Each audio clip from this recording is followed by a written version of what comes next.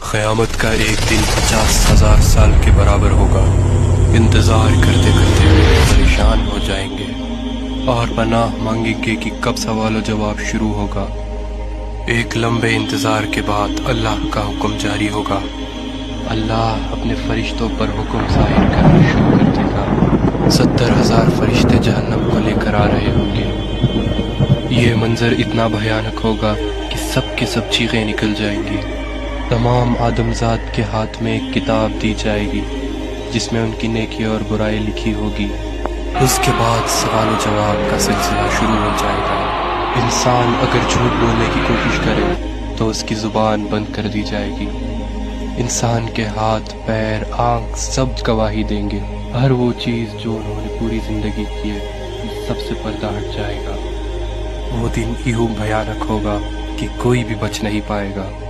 انسان من ہی من یہ دعا کرے گا کہ وہ پھر سے دنیا میں چلا جائے تاکہ اس کی نیکی بڑھ جائے اور گناہ گھٹ جائے۔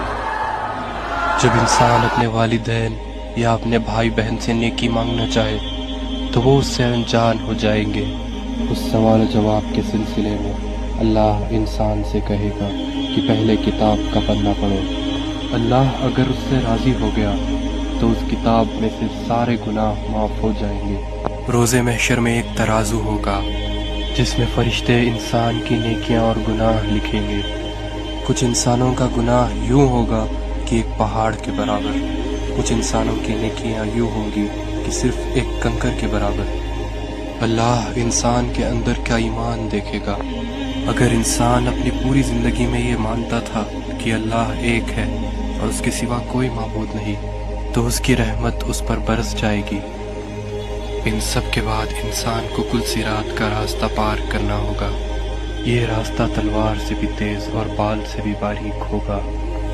جس کے اخلاق اچھے ہو اور ایمان تیز ہو ان کے لیے یہ راستہ آسان ہوگا، اور جس کا ایمان کمزور تھا وہ سیدھا جہنم میں جائے گا۔ کل صراط پار کرنے کے بعد اللہ کا حکم ہوگا کہ لوگوں میری جنت میں داخل ہو جاؤ۔ یہ خوبصورت جنت جہاں پر دودھ کی ندیاں بہہ رہی ہے۔